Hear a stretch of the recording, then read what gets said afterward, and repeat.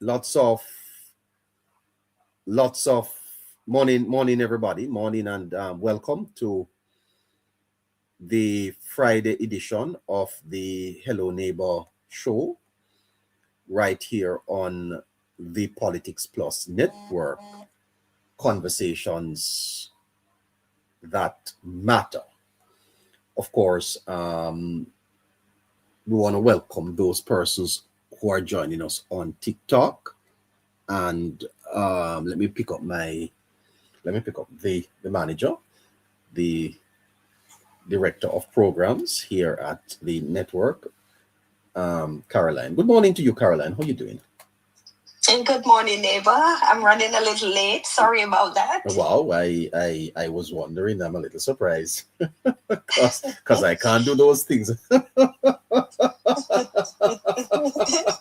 But How are you, neighbor? who is there to reprimand you? Who is there to reprimand you? Well, I tell you, the news in Jamaica, Caroline, is getting very, very upbeat. And if I may tell you that I'm proud of the work that we are doing, because I think we're helping to shape the conversations.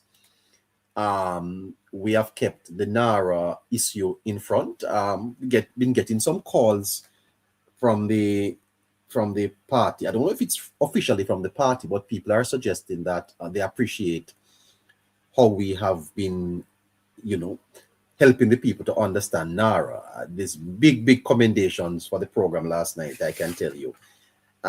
People are saying that, the Politics Plus network is helping let's say we're helping the country to understand these important issues. And so I have to thank you, because it was your idea to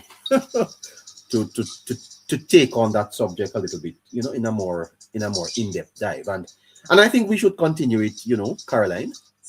of course, neighbor, and that's what we do every day. We provide clarity and help people to understand, the happenings in the country and all the great work the Prime Minister and his team are doing. Yeah. And we just have to keep going, neighbor. And that's why we ask our listeners to support us more, neighbor, because we do put a lot of work into this. I mean, neighbor, especially those. This is life consuming. Oh Lord, especially those who are strong supporters of the government, the governing process, and would want to see the government continue to deliver for the people. One thing I can tell you, Caroline, that I've learned just having to produce this program every day is that the politics in Jamaica is, well, let me just say it plainly. The People's National Party is not acting in the best interest of Jamaica, and even at this time.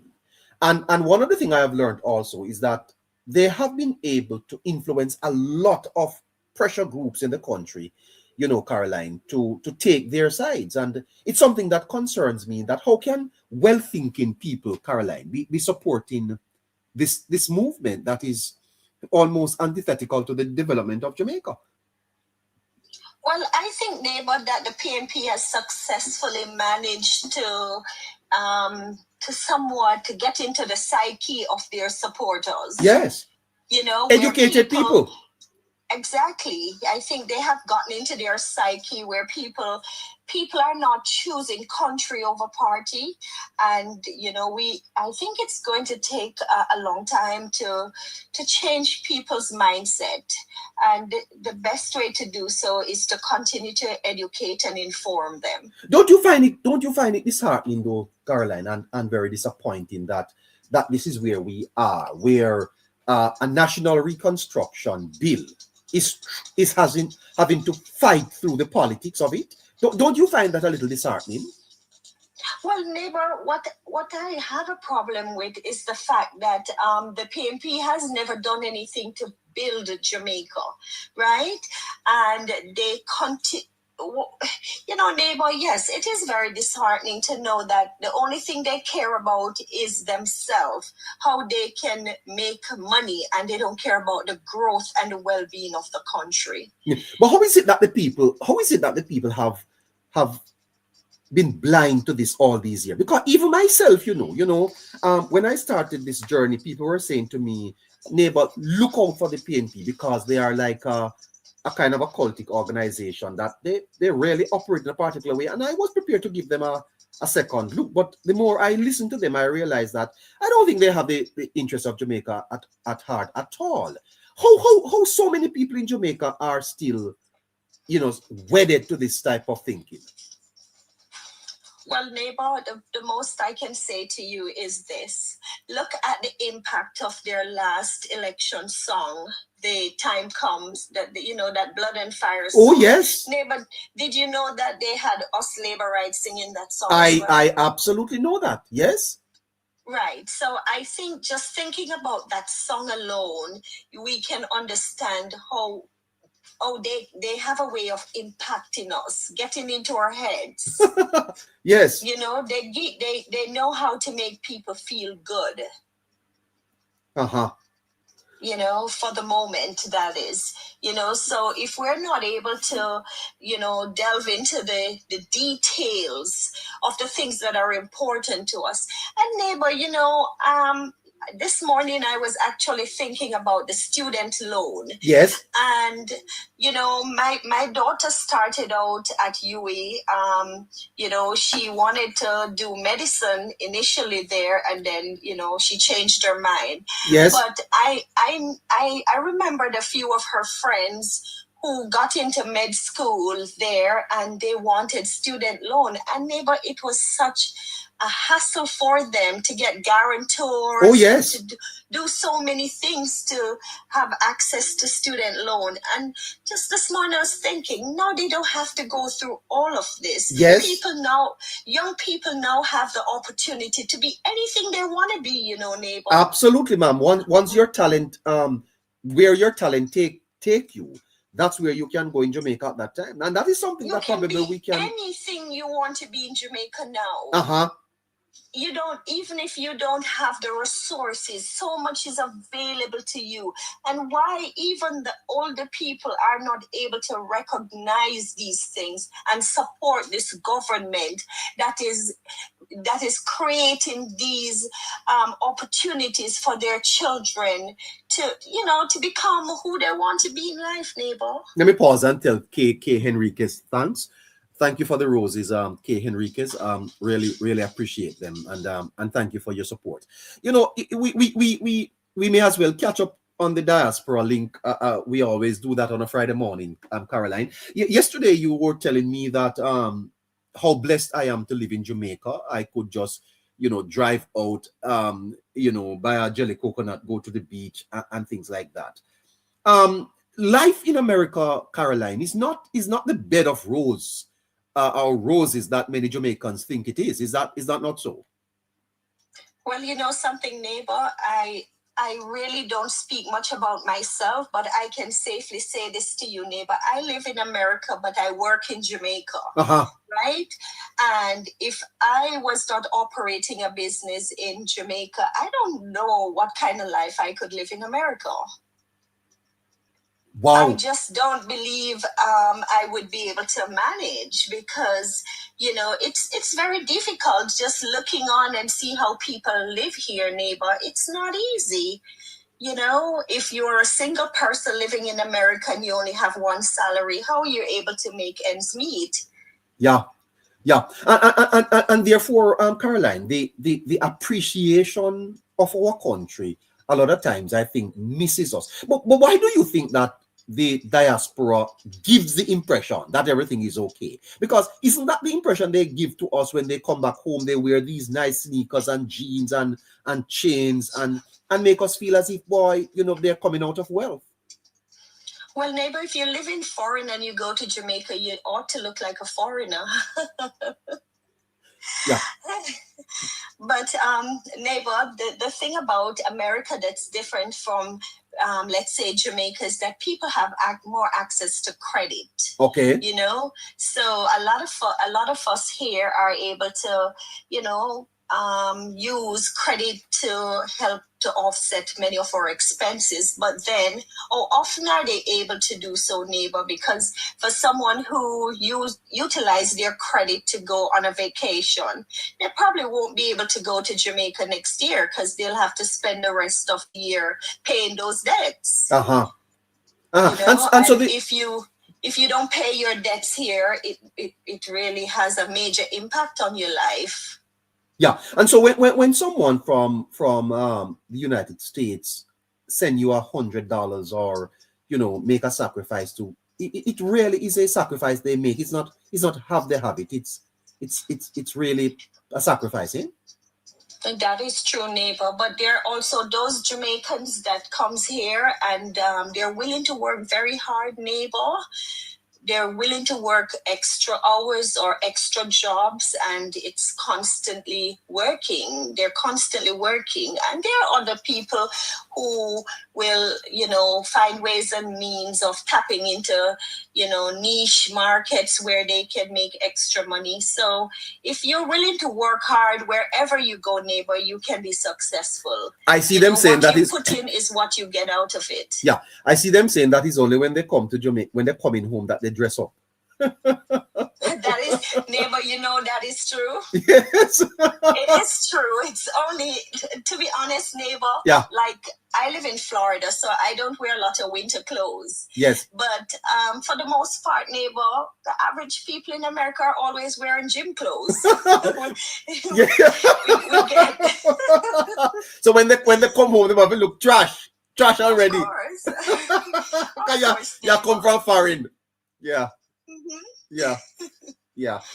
But the fact is, Caroline, is that we do have a great country here in Jamaica, and again, we can really piggyback to NARA, because I think NARA is offering an opportunity for us to recast ourselves and rebuild ourselves and really make this country great for our people, Caroline. And I suspect that a lot of people in the diaspora want to come back home or are looking forward to come back home. That is true, neighbor. Well, hopefully, neighbor, some of us have gotten to the lifestyle here, where, we are, comfortable with how we're living, and think that living in Jamaica, especially with the bad roads and the healthcare system,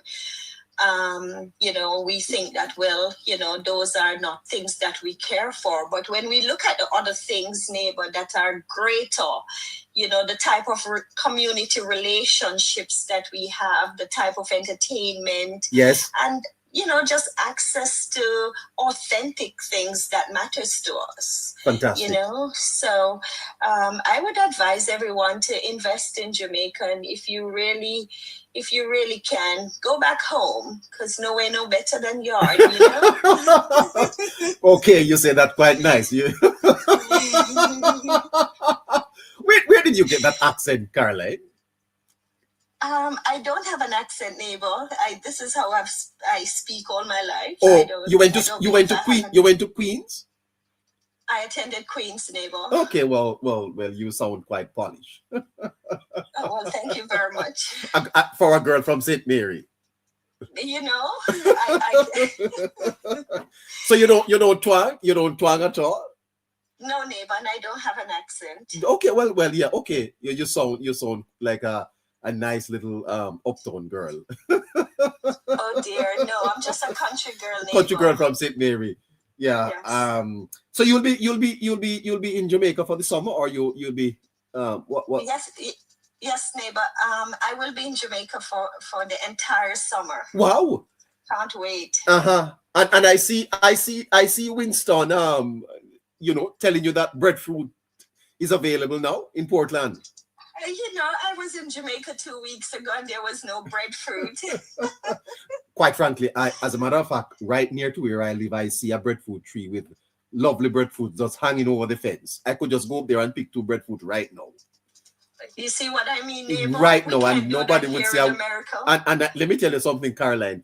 a lot of those breadfruits are going to drop off the tree and rot. Nobody's going to eat it. Dear. As a matter of fact, I have about 3 East Indian mangoes in my fridge that just fall over my fence from my neighbor's yard. Big East Indian mangoes, nice and sweet. Last night I actually had a piece of it. I don't like mangoes, because I don't like it in my teeth, but that's just how it is in Jamaica. I have a guava tree at the front of my yard, and I have June plum, I have ackee, I have pear in the back of my yard, I have a lot of things. Well, neighbor, can I tell you, on my way back the other day, I was trying to bring in 5 East Indian mangoes and a bag of soursop leaf to Yes. tea. They took them from you? They took them away. The East Indian mangoes? Yes, and my soursop leaf. Why would they take them? Well, neighbor, we're not supposed to bring it in, but sometimes we get away with it. So, we do try. You do try. Well, thanks for the link. Thanks for the link this morning, Caroline. Take care of yourself. Of course. Have a great show, neighbor. Listeners, welcome again today. Thanks for joining us again. Please tap the screen, share the live, and remember to repost the live by pressing that white arrow, then that yellow circle. All right, neighbor. Have a great day. You too. Bye-bye. Great. Of course. All right. So, listeners, the fallout from Hurricane Melissa is still shaping the national politics. 150,000 homes were damaged. Okay. I think I should tell you also that you must mix up those 2 words. You see? Damage and damages, they're not the same. And I see even some people who ought to know better confusing those 2 words. Okay, so when damages is used, it is mainly used through like the courts. So you sue someone and they pay damages. Now, when you talk about Hurricane Melissa, it is damage. The hurricane caused damage. DAMAGE. Right? No damages. Damages is something you pay out. Okay? All right. So there are still some people in Jamaica that have not gotten their lives back together. The shelter in Westmoreland is to be closed May 8th. The government has committed billions through the roofs program. Comrades are still saying that the process is slow. And that is why the NARA debate is so important. Are we talking about urgency now? Urgency.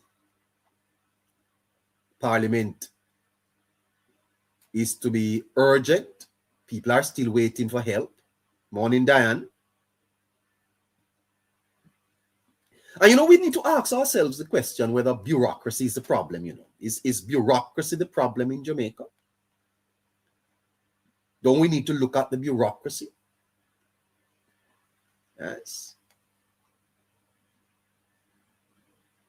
We see that the oil exploration debate is still happening. Potential political game changer.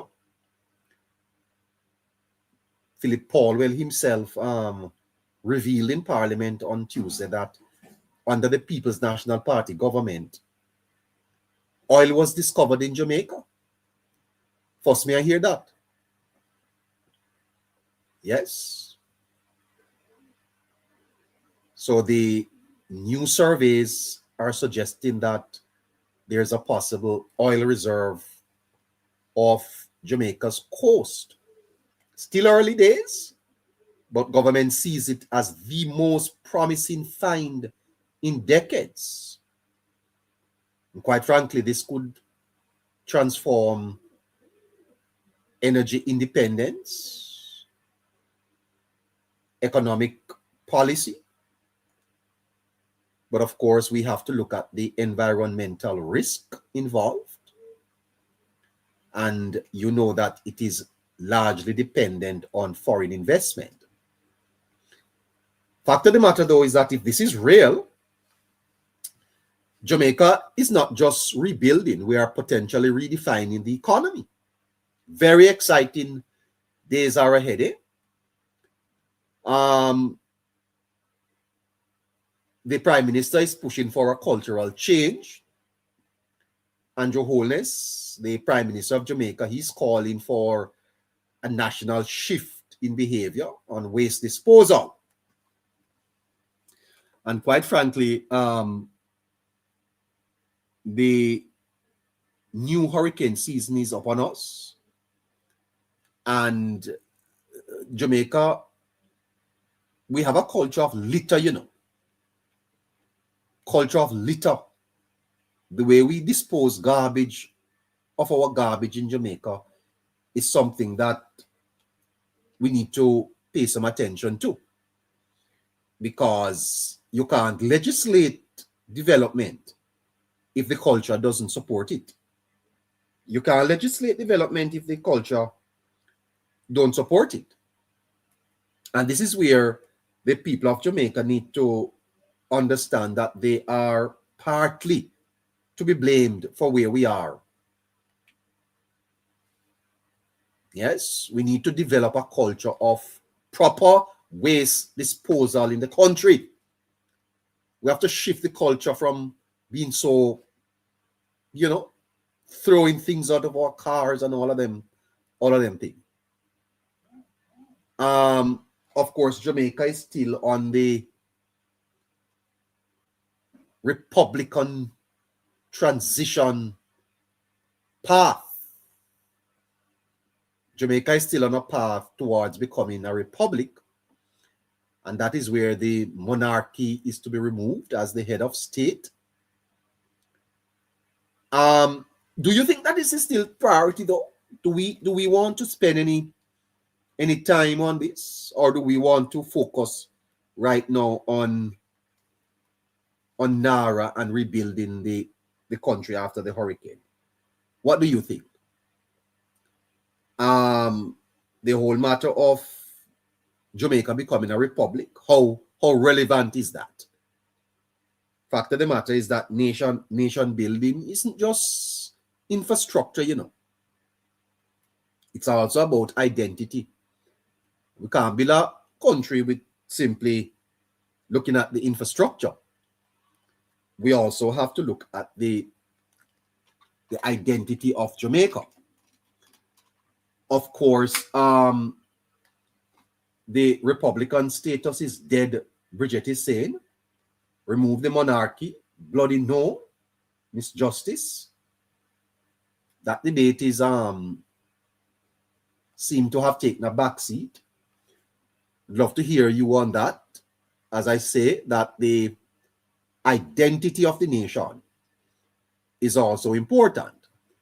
Of course, the debate in Parliament is being very tense. Peter Bunting, Damian Crawford, they are raising concerns about fairness and neutrality in Parliament. The Speaker of the House, Juliet Holness, is coming under attack again. The Gleaner is suggesting that she should be removed from the committees in Parliament. Very interesting piece written by the Gleaner this morning, suggesting that the Speaker of the House be removed from the committee. Should the Speaker be on the committees in Parliament? And I raised a concern here some days ago that it is clear to me that the People's National Party is uncomfortable with the speaker. What is your view on that, by the way? Are you happy with the speaker's performance so far? Because clearly the opposition is showing that they do not support her. And they have gotten support from the Gleaner, saying that Mrs. Holness ought not to be sitting on any of the committees in the parliament. Very interesting, eh?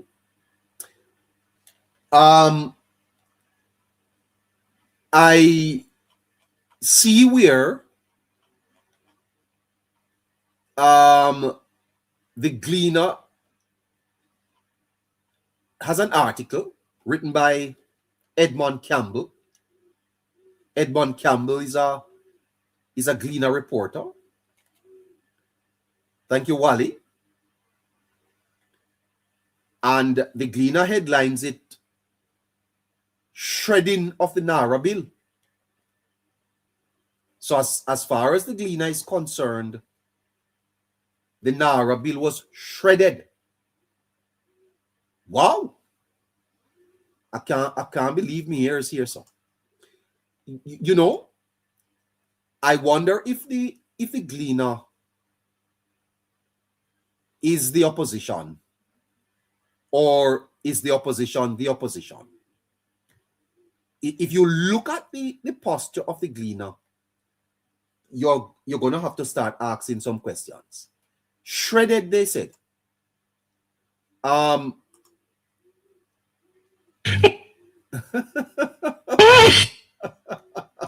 Mr. Edmond Campbell from the Gleaner said that the Naira Bill was shredded in the parliament. In other words, what the Gleaner is suggesting is that the bill is not worth the paper it is written on. Shredded. Oh, gosh. That is what the Gleaner is wanting us to believe, that the bill is of no use. I'm going to read a little bit of the article for you. Written by Edmond Campbell, a senior reporter at the Gleaner. Mr. Campbell writes, "In a rare departure from Jamaicans' parliamentary tradition, backbencher, you hear what they call her, backbencher, and former Minister of Legal and Constitutional Affairs, Marlene Mallah, who fought on Tuesday, cut through one of the most consequential pieces of legislation tabled by the government in recent times, and told members of the executive bluntly, go back and rework the bill. Members of the opposition rose to their feet, banging decks in support of the former minister, who exposed flaws in the proposed law and parted company with colleagues on the government benches in relation to some critical provisions in the bill. The Gleaner said the bill was shredded. Was it really? If this is not interference, I don't know what it is. Edmond Campbell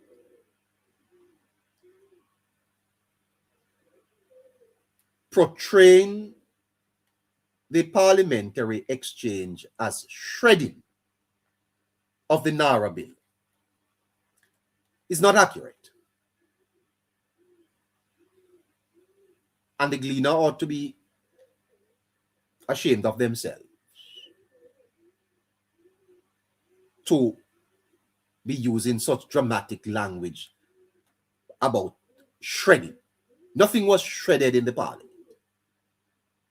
And when a when the oldest newspaper in the Caribbean is this reckless with their language, you ask the question, where is the PNP's strength coming from? Because what unfolded in the House on Tuesday was not destruction. It was deliberation. What was shredded? Edmond? Because the very function of a legislature is designed to serve. Nothing was shredded in the parliament. And the Gleaner has been on this sustained attack to discredit the Nara bill. I wonder what is the motive.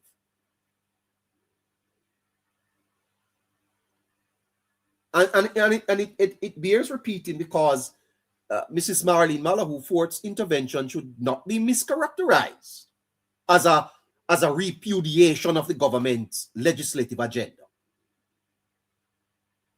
Quite the contrary.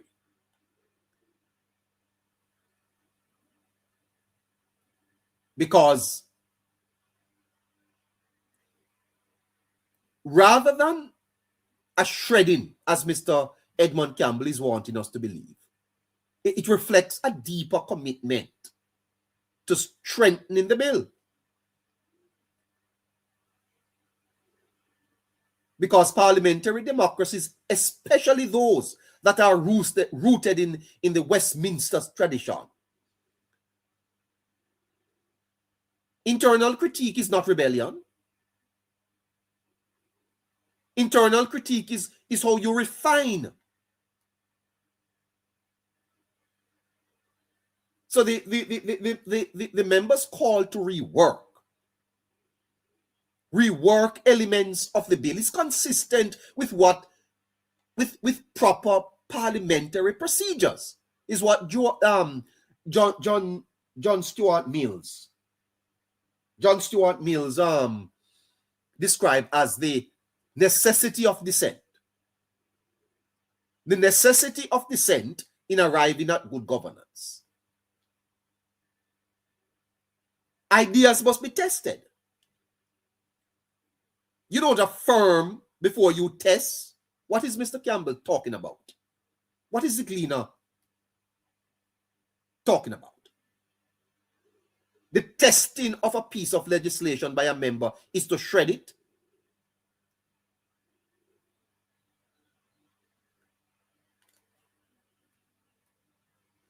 That's far from weakening the government's position. Mrs. Fort's contribution enhances the legitimacy and the durability of the bill.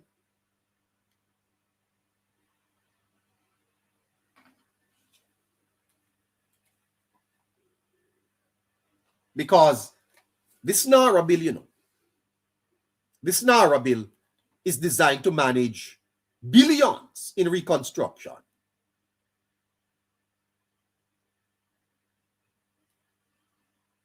And so the structure of the bill is important. And so when a legislator identifies tensions, such as overlapping functions or concentration of authority, it's precisely how good legislation becomes great legislation. So the Nara bill may be a good legislation. Is it great? I don't know. I'm not a lawyer. But I don't agree with Mr. Edmond Campbell that the bill was shredded. And by the way, the performance of opposition figures like Peter Bunting leans into the political theater. Bunting uses language like blank check, fertile ground for corruption. That is potent rhetoric. But it's not largely analytical. It's thin. It's analytically thin. It reflects what Thomas Hobbes, you see, Thomas Hobbes warned in what is called political discourse.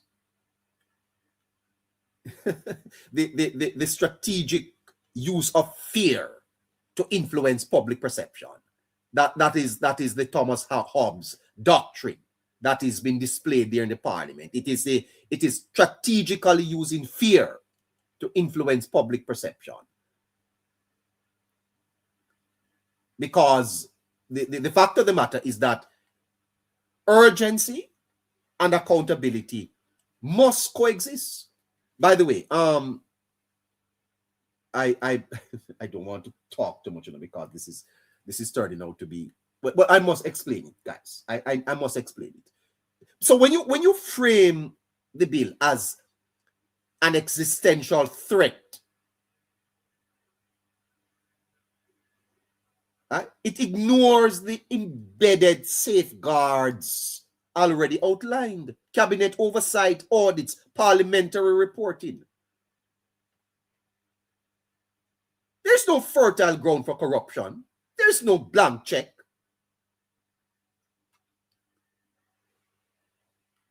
And I want you to understand that the posture of the opposition betrays an underlining political calculation.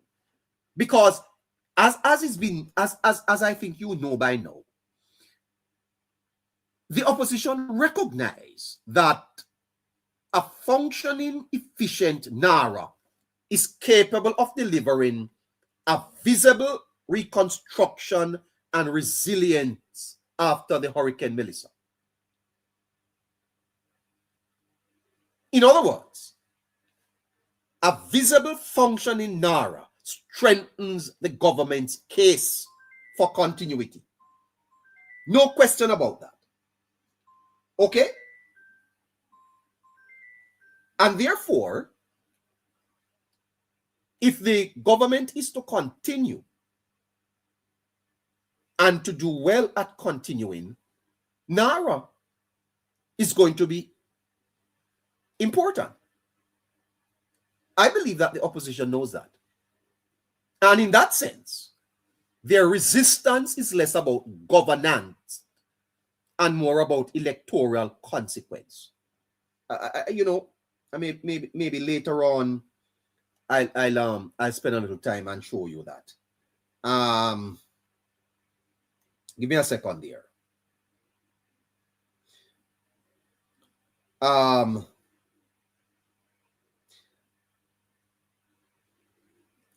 It's the resistance is flawed, and the people of Jamaica need to see that. It's more about the electoral consequence rather than governance. Effective state action, especially in crisis recovery, has historically been proven, been a powerful validator of incumbency. If the government gets this right, it's going to win a fourth term. As a matter of fact, we could see 2020 a result resembling that of 2020, when clearly the country rewarded the prime minister and the government for their work in COVID. And something tells me that even as I speak to you this morning, the country is leaning towards that perception.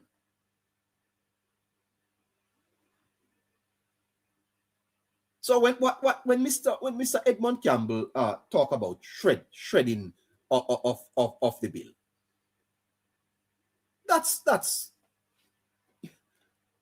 that's dramatic, Mr. Campbell. Let me tell you that the tension, you see, there is a real tension here, because it is not about speed and accountability, you know, as the critics suggest. Not about that.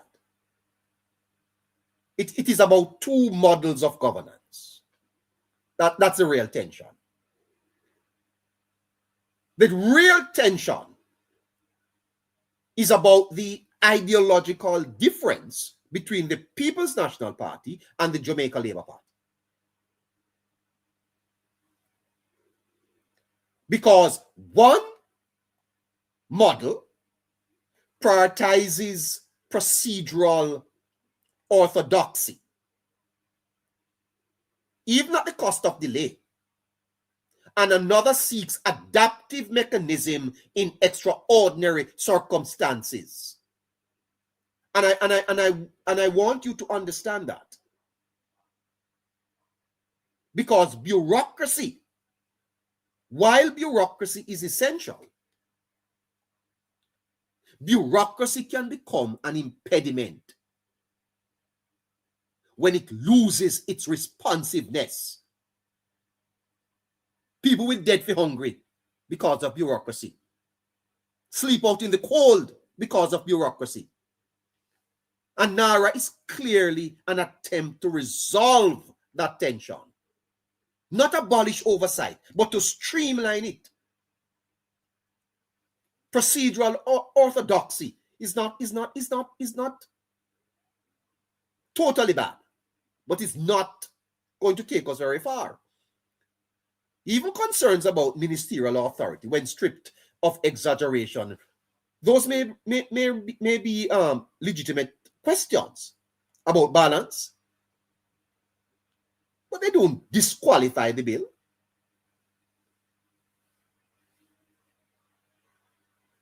And so to describe the bill as being cut through or shredded is to misunderstand or misrepresent the nature of democratic lawmaking.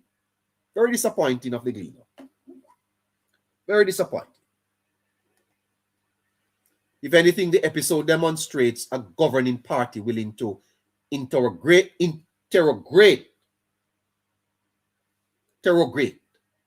its own proposals in real time and attribute more consistent and confidence. And attribute, which is consistent with confidence in crisis. So the government is showing that they are confident in a crisis. I don't know if I have any callers at this time. Moderator, please let me know if I have callers. I could talk to them at this time. Morning to you, everybody. Welcome again to the daytime edition of Hello Neighbor. Please, waiting on your calls. Good morning to you. Good morning, sir.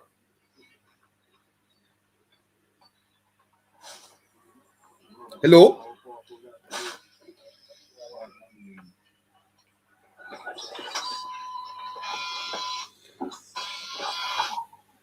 Hello.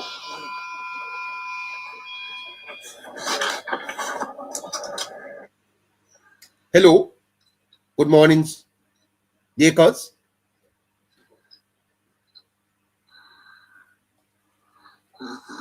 Good morning. Good morning, Gloria. Okay. Morning, Gloria.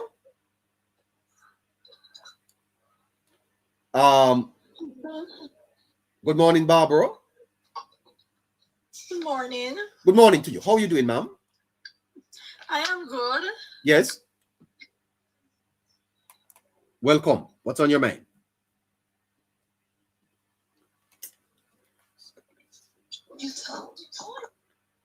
Morning. Good morning. So,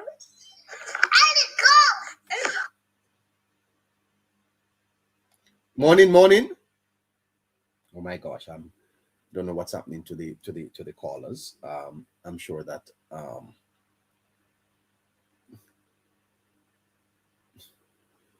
No.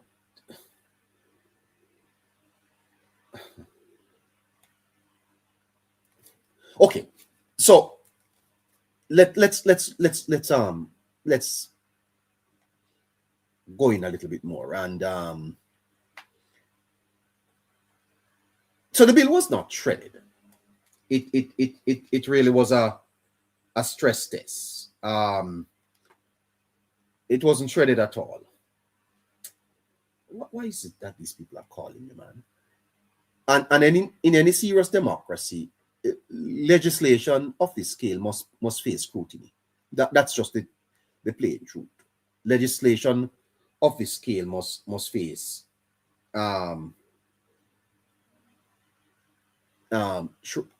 scrutiny. Listen,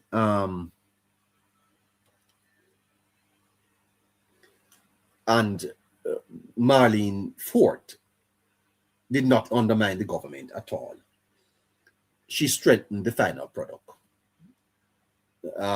If the bill can't survive internal critique, it won't survive national implementation. You hear that, Mr. Campbell? If the bill cannot survive internal critique, it won't survive national implementation.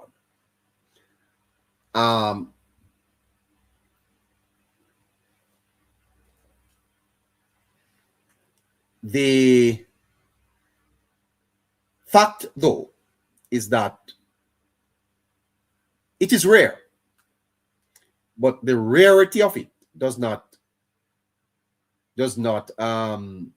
mean that it's not healthy in the Jamaican parliamentary culture, because Mrs. Fort identified an overconcentration of power, potential conflicts in oversight, and of course, she framed it as course correction, not contradiction. So dissent here improves the decision making. That wasn't defiance. That is quality control, not shredded at all.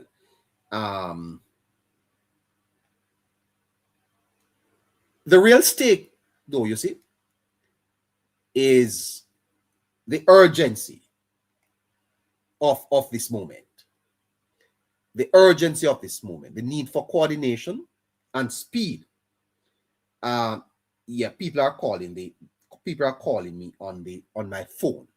You have to send a request to I think it is a YouTube, No, you can't call on the phone line. You see, you can only send text messages. You have to go to TikTok and send a request to TikTok to be taken up on the program, okay?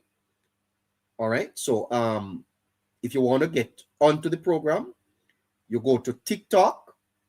We're on TikTok, and you search for the Hello Neighbor Show, and you send a request, and we'll take you up on the program. Okay, so we can't take calls on the program just at this moment. All right. Okay. All right. So we have to balance. No, we don't accept. I'm sorry. No. Okay. Let me see what this person is saying. Oh, okay. You have to go to TikTok, sir.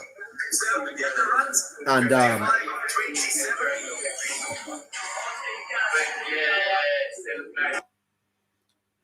you have to send a request to the TikTok. That's how you get up on the program. All right. So urgency is needed. So we're waiting on your calls. Speed versus accountability isn't a contradiction. It's a balancing act. And of course, the bureaucracy can slow progress if not adapted in crisis. And what we need to ask ourselves is, Jamaica doesn't need process. We need progress. Right? Jamaica don't need process right now. We need progress. We have to move up this thing here. I have to get it going. Right? Neighbor, please allow me to interrupt. Okay, for the listeners who are on YouTube, could you please click on the link on the YouTube page and you will have that link to be able to join. Yes. Okay. All right. So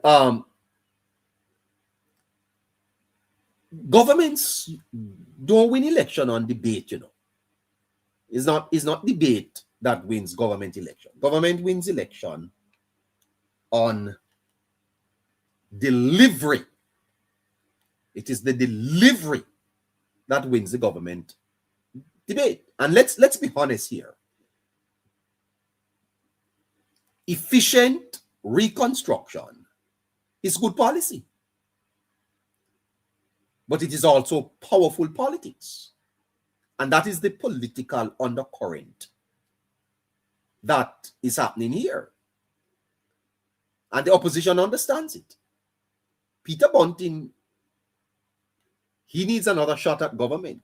I don't know if he wants to become the national security minister again. All of them over there, Damian Crawford, they all want a shot at government. And they see this closing, that opportunity closing, because if NARA works, yes, then the political advantage is going to go to the government. Because as I said earlier, government win elections on delivery, not debate. All right. But of course, the government ought to take on board the legitimate issues as raised by Mrs. Marlene Malafort, the whole matter of concentration of ministerial power, oversight versus execution conflicts, regulatory override mechanisms, governance structure. The opposition leader, Mark Golding, raised the governance structure. If you were listening to the program last night, you would have heard me speak on that. In other words, fix the flaws. Don't kill the framework. You know, fix the flaws. There is suggestion that the bill be sent to a joint select committee that allows stakeholder input. How long that is going to take? So the bill can be refined. But I think that while it is being refined, they should pass it and get the work started. You can always construct a thing while you're flying, you know. You don't have to get everything right. You get main things correct and start the journey. Fact is that good laws are not rushed. They are refined under pressure. Real fact is that this is about the capacity of the state. Can NARA solve all our problems? No. Can Jamaica respond effectively to crisis? That's NARA. A test of governance, a test of maturity. Because this isn't about politics alone. It's about whether Jamaica can build back smarter, faster, and better. And the question is not whether the bill is perfect. The question is whether we are willing to perfect it. Good morning to you, Joshua.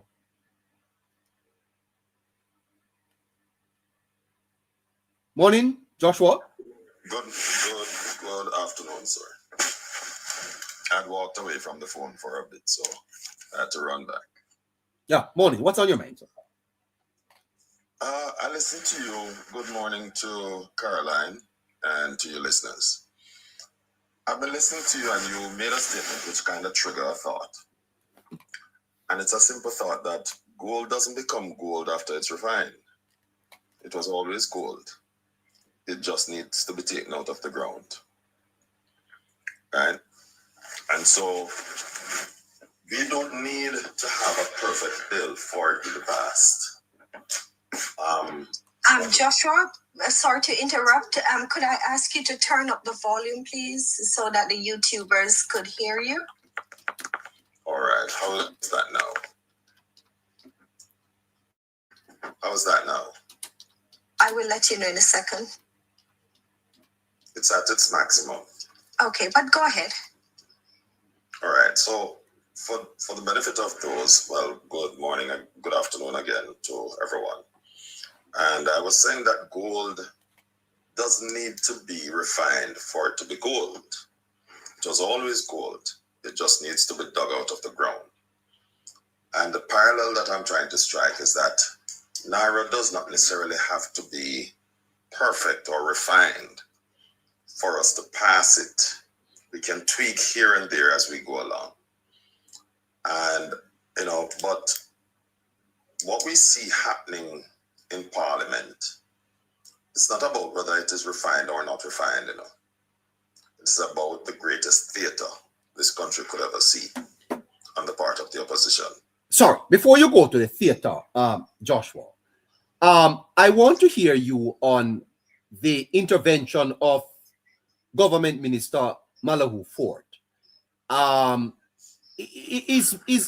Mrs. Marlene's intervention a sign of division in government or a sign of maturity in governance? That's what the PNP wants us to think, that it is division. In fact, I hear them running with it. But not only them, sir, but a lot of your colleagues. My colleagues who say that are speaking through incorrect lenses. Wait. Have you told them that?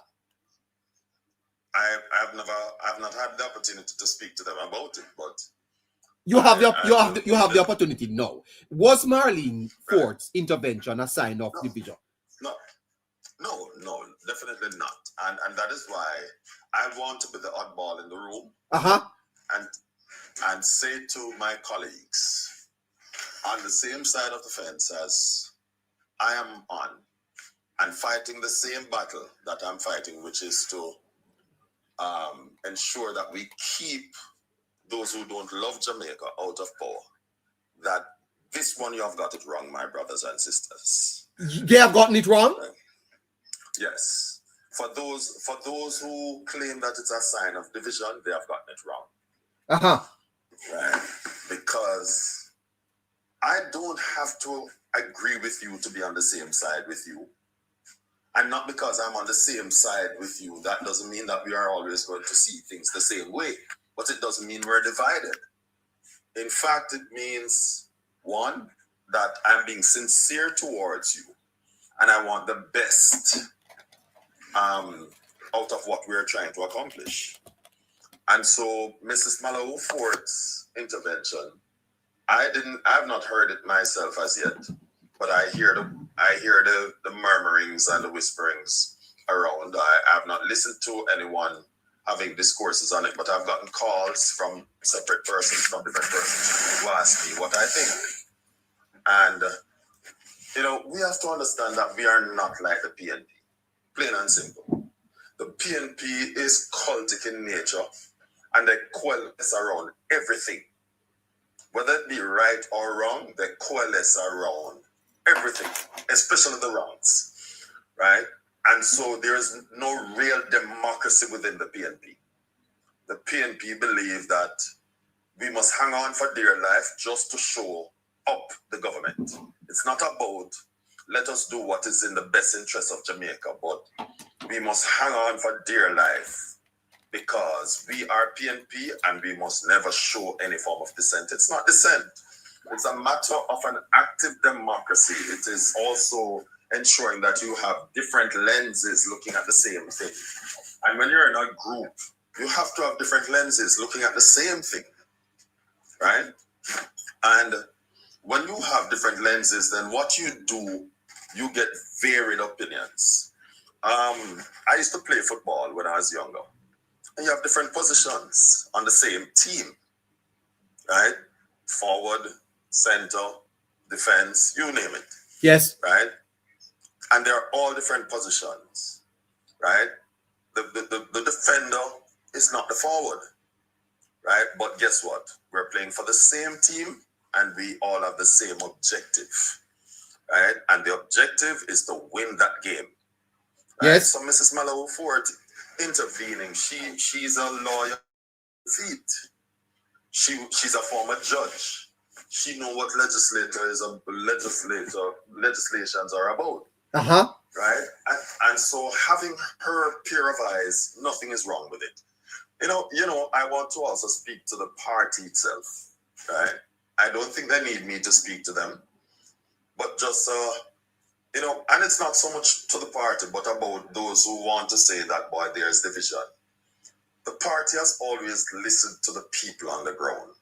You know, whenever we want to do something or we have done something, and we have listened to the people on the ground time and time again, and we have refined whatever it is, whatever offerings that are being given to the people. And, you know, and likewise, if we can take time out to listen to the constituents, then nothing is wrong with listening to each other. Yes. You know, as part of a team, because that is how we're going to get the best possible result out of what is it that we want to achieve, right? So for those who want to cry and say, boy, there's division and there's division, families disagree all the time, but it don't mean that they're divided. That all it means is that they have different perspective on the same thing. Husbands and wives disagree, but they are not divided. They have different perspectives on the same thing. In our classroom, you have students at different stages and, you know, may have different approaches to the same problem. You know, I remember years ago, I was in grade 2 at the time, and I did a math problem. The teacher taught us formula. I don't like math, right? And the teacher gave us a math problem. And I used a different approach, but I got the same answer, right? It doesn't mean that all of us have to have the same approach to the same thing. And we ought to stop looking for problems where there is none. There doesn't have to be any problem for people to have different views. Yes, quite true. You know? So you know, just a little reassurance to people. Stop seeing it that way. In fact, if we take the words of Mrs. Mallow Ford, based on what I heard from one person, that when the other side was rejoicing because she got up and she gave her views regarding the matter, she in essence said to them, hey, why are you rejoicing? You know? And she chided them in a nutshell. Right? We must understand that this is for the greater good of Jamaica. And if it's a credit to her for wanting to look out for what is best for Jamaica. Because the same PNP that is rejoicing now, and we also, who are saying that there is some form of division, I'm talking those among us, if that had gone through, and when it went through, then the PNP had it out there running with it, some of us would have said, why didn't we ask her? You know, I remember, as it relates to the IC thing that they wanted to use to go after the Prime Minister. And Mrs. Mallow Ford gave her views on the matter. She said that she had suggested before that in the current state at the time, that when the IC bill was being pushed through, she had expressed her reservation regarding some areas of it, right? And I guess it's her remembering that particular point in time and seeing almost the possibility of a repeat of same thing to come, wherein the opposition is going to use it as a football, as opposed to looking out for what is best for Jamaica. Okay, let me take you, Joshua, to the political implications, because that's the elephant in the room. If NARA works and delivers visible results, how much does that reshape the electoral landscape heading into the next election? Great question, sir. In fact, I've been pondering on it for about 2 days now. Yes. Because I was trying to find out in my mind, why is it that the PNP is so much in opposition to this bill? And the Gleaner? Have you been following the Gleaner? No, not on the Gleaner, not and the Gleaner. PNP's headquarters. That's what Gleaner is. Wait, hold up. The PNP, they have moved from 89 Olo Road? No, it's an expansion of their headquarters. Wow, I didn't realize that. But the Gleaner calls it that the bill was shredded. Joshua, that's dramatic language. Shredded. Sir, I am not surprised. I'll tell you. I'll share with you the part of a WhatsApp message that I got wind of about 3 years ago, 3 years plus. Someone from the Gleaners WhatsApp group, a journalist WhatsApp group, shared this message with me about 3 years or 3 years plus. That the Gleaner, journalists from the Gleaner, mentioned in that WhatsApp group that they were going to go after the Jamaica Labour Party. What? Right? So I'm serious. The Lord bear my witness. The Lord bear my witness. But you don't think that this is overly dramatic from the Gleaner, that the bill was shredded.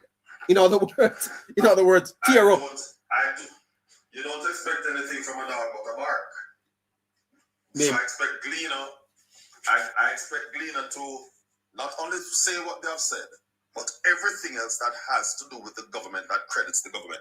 Let me tell you something, and I've said this to you, and I've said this on your platform, and I've said it to others, that whenever you find any article in the Gleaner, whether it be in the archive or on the regular pages, download it right away, because what the Gleaner has been doing is anything that gives the Jamaica Labour Party credit, they delete it. And anything that puts the PNP in a bad light, Gleaner has been deleting it. That in and of itself says, speak wonders, right? And it's not a good kind of wonder. The Gleaner is campaigning full on for the PNP. Well, get to the question, Joshua. Right. Could this kind of policy could this be the policy that helps secure a fourth term for Andrew Holness? That's what the PNP fears. The PNP is not concerned about Jamaica, and this is the reason they are so much in opposition to Nara. I hear Ralston Hyman, take for instance, yesterday on Colin Bell's program, saying that the roofs program is broke. That's what he's there saying, right? And this is part of the quest to discredit the rebuilding effort of this government, right? So the targeting of Nara is just one aspect of it. I hear the PNP bloggers saying that the Prime Minister said that whistleblowers under Nara are not safe, they can be arrested. The Prime Minister said no such thing. Right? And so there's a frontal and a full-on attack. So this is politics. This is politics at play here, Joshua. The campaign is on. Yes, this is raw politics, sir. This has nothing to do with whether the bill is a good one or a bad one. This is just sheer politics. Right? This is not concern for Jamaica. This is raw politics. Right? And that's what, and it's also an attempt to take away from the atrocities that have been happening in the PNP. Well, yeah, quite a distraction. It is also intended to overshadow the myriad of corruption and atrocities that have been taking place against the nation by the PNP. Yeah, let me take you to the opposition strategy, Joshua. Peter Bunting, is he raising any legitimate red flags, or is he leaning into the political theater? Are we seeing genuine concerns about corruption risk or strategic resistance, or a bill that could deliver results for the government? Is the opposition strategy real or outside of what we said earlier? And if they were in power, would they design something significantly different? or this disagreement is more about politics than policy?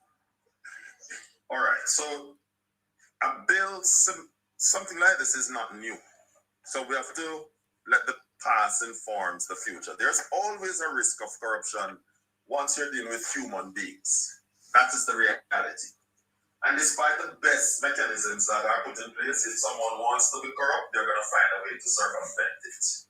Right? And it doesn't matter which party is in power. That is just the reality of life. Yes. So to say that there is no risk, I would not be honest if I say that.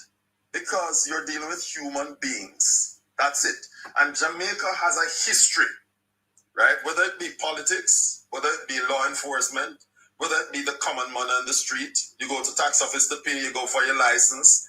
Jamaica has a history of nepotism and corruption. Yes, and as a matter of fact, sorry, Joshua, the Prime Minister did point that out, and I'm happy you did. I'm happy you are doing that, because that is true.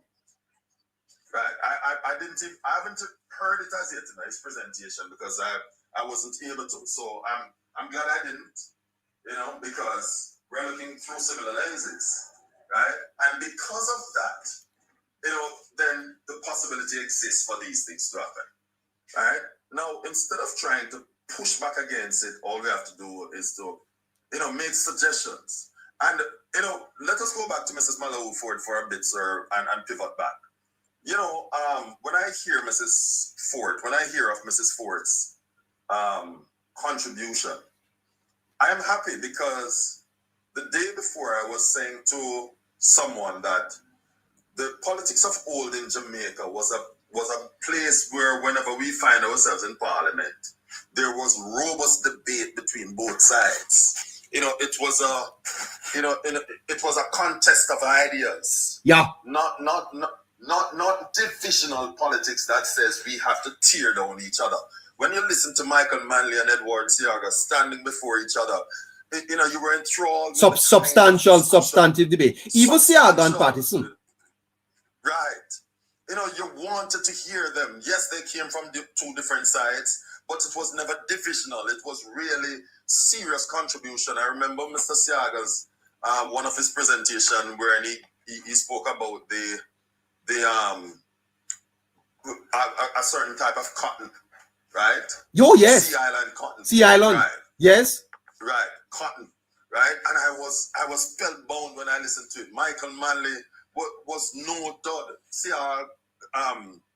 Siaga, as we mentioned, and then there was Peter Phillips, great, and Bruce Golding, and Bruce Golding, sharp minds. Yeah. And even Portia, she gave her contribution. So this is the kind of politics that we want in Jamaica, not the divisional kind where we decide to, assassinate people or try to assassinate people, yeah, and try to have one-upmanship.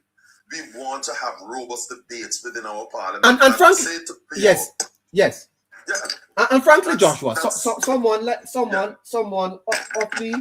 the stature of Marlene Malahoo can't just sit down in a parliament and not say nothing, man. No, it wouldn't be a credit to her, and it would not be a credit to the party either, and our politics at large. Yeah. And so we want our young people to look on and to recognize that, listen, your best interest is being served here, right? And we're not just taking party lines. We have seen Everett Warmington did the same in previous time. We have seen Portia Simpson Miller did the same in previous time. But under the new Mark Golding's PNP, then everybody just, they come out attacking. It is not about what is best for Jamaica, but it's about ensuring that we score political points. And so it is good that she took that position. Now, forward to the question that you asked about the Naro. As I said, the possibility always exists for that. But this is not new. Something like this is not new. After we had the hurricane in Jamaica, I think it might have been Ivan, P.J. Patterson had set up something similar. Yes. It was not as comprehensive, right? And it didn't have the exact structure, but there was something similar. Did it achieve the objective? No, it did not, right? So in wording, this is what it was for.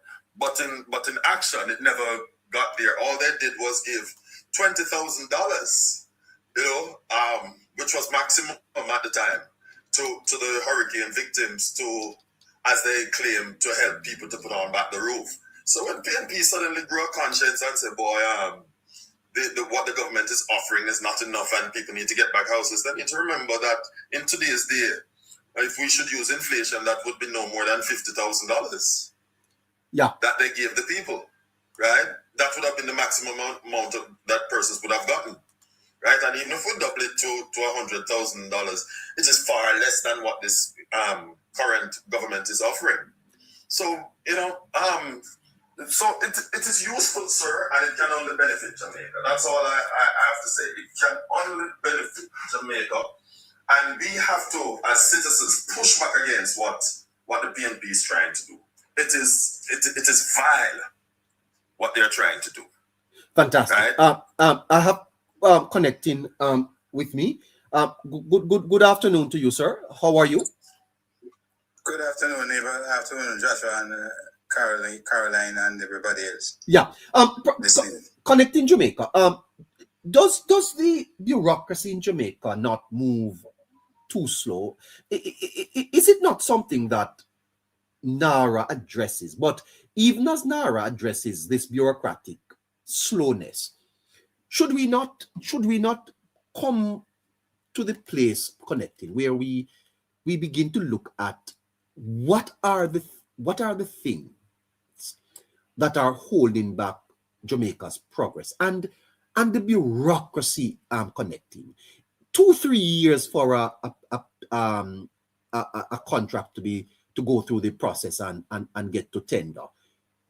Are we as a developing nation not holding ourselves back because we don't trust ourselves? What's happening? Neighbor, I think the present government is in office long enough to be able to identify the things that have become a millstone around our necks and a deterrent to progress. But why are we afraid? Why are we what is it that we don't trust about ourselves? That we have actually constrained ourselves by laws? Why? Well, what I always say, virtually anything that the PNP opposes is good for Jamaica, Once the PNP is opposing, we should go ahead with it. That I always say that. As far back as 1965, the PNP opposed NIS. Spun it around and called it SIN and told the people that it was a sin tax that the JP was imposing on them. Look at the sin tax now. What is that doing for people, for retired people? You understand? Yeah. They oppose the return of Marcus Garvey to return as a national hero. They demonstrated that at Hero Circle when that was happening. And if you come more recently, they are opposing the school buses. So we should not allow the PNP to dictate. Sandy Gully connect. Yeah, man, I kind of think everything that is good, they're for the country there. And next one, Kasha Park Gully. Hold on there, connecting. I'm coming right back to you. Joshua, I don't want to miss this question.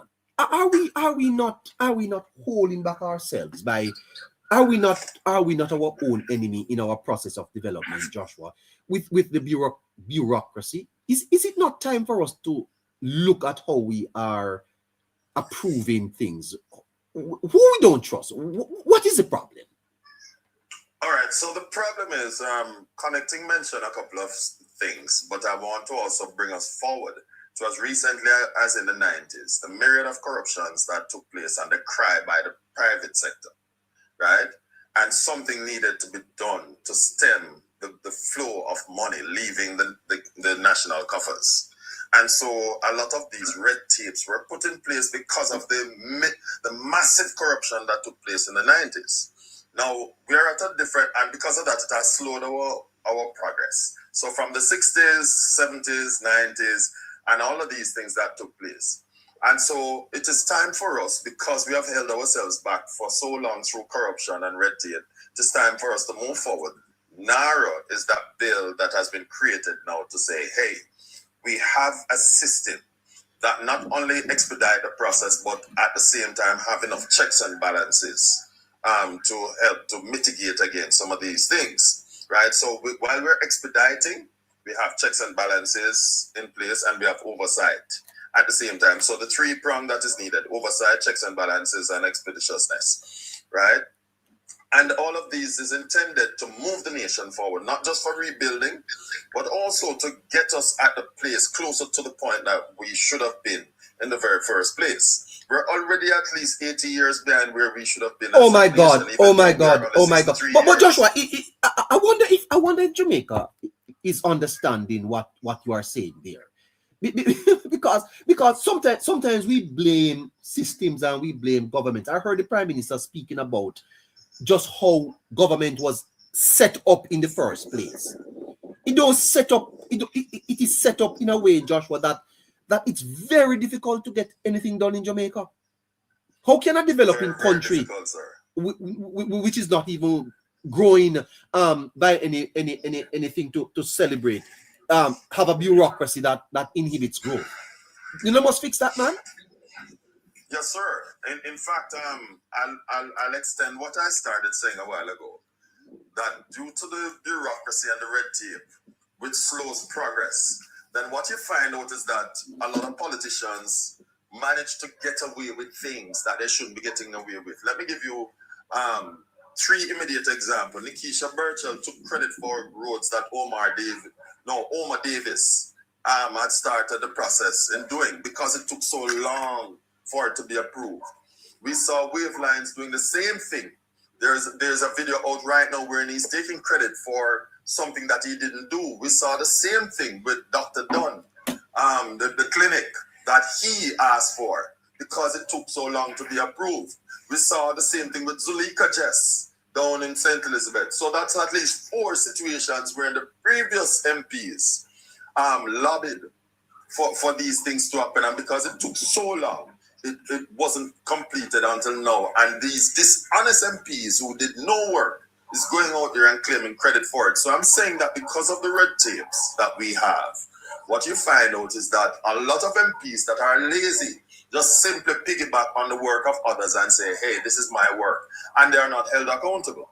I believe that if we have a more expeditious process, which NARA seeks to address, what you'll find out is that it will force those who are not working to begin to step up to the place, because they no longer have the excuse of saying, hey, it's in procurement and, you know, and I have to wait. Right. Thank you. I have Gary. Gary online. Gary is joining us from YouTube. Gary sent me a note. He was listening over YouTube. Good afternoon, Gary. Good afternoon, neighbor. How you doing? How you doing? Where you calling from? Clarendon, Northwest, to be exact. Okay, well, you are in Jamaica. Well, fantastic, sir. I have your note that you sent me, but you are up now. Do you want to just tell our listeners what you are saying? Well, I would have to piggyback to the note that I sent you. No, man, but no, you write it, man. No, you write it. Just tell me what you have. I have only one device, so I mean. You don't have to read it. Just tell me what you had to say. All right. So basically, what I'm saying is that the NARA bill. Yes. Right. It is not. The NARA bill is not intended to solve the entire procurement issues that Jamaica is having. The NARA bill is coming into place because of the current situation we find ourselves in. Yes. Because of Melissa. Right. However, I think it is the foresight of the PM and his technocrat that if they explore the NARA bill in the right way and it works, then maybe the NARA would be what we use to solve our problem long term. Yes. Right? Because it does have a sunset clause. Right. So I mean, I mean, it having a sunset clause, that doesn't mean it cannot go beyond the sunset date. Because they can always make the adjustment and call it something else and do whatever it is that you want to do with it. But at this point in time, I realize the conversation that the opposition is having, they are basing everything on the current status quo. Okay, hold on. Before you move on, let us understand what you're saying. You are saying that the NARA bill does not solve our procurement process because, quite frankly, the government's original budget will remain and go through the existing processes that we have, correct? Right. So then there's a parallel. So you'll have NARA driving Melissa recovery, but the government budgetary process and the systems of government will be driving other issues, other projects as in the government's budget. Right. Correct? Right. And then you're also saying that in terms of foresight, it may be that later on the government could integrate the NARA's idea into the central government's apparatus to drive procurement and development going forward. That's what you're saying. Perfectly. Uh-huh. Yeah, man. So I realize that the opposition, their opposition to this, to the bill, is predicated on the current status quo. They are saying that we are moving too far away from what exists now. But what is in existence now? I'm just going to say it has been there since 1962. Where has it taken us? What has been there since 1962? The current procurement processes and all of those kind of things, they don't help us. Well, if anything, they have gotten worse. Yeah, precisely. Yeah, because if you realize that coming out of the 90s, when Jamaica was riddled with corruption, we had to put in the legislative framework to protect the tax dollars. To protect ourselves from PG and Omar. Well. Even though I was born in their time, I try my best to read up on what happened in their era, right? But that aside, we always like to compare ourselves and measure ourselves with Singapore. One must acknowledge that Singapore is not a democratic society per se, and in order to execute on NARA as we should, we cannot be going around all these hoops and not doing all of these things. We are not going to get anywhere in the next 20 years from now. So the Prime Minister in this bill is giving himself, along with the authority of NARA, the powers to fast track the processes which we need to get things happening. It doesn't make any sense. It doesn't make any sense. We sit here and try to do things the way we have been doing them for the past 40, 50 years. That help us? Is it that like so you have a girl that cheat on you, and although she changed, you still don't trust her.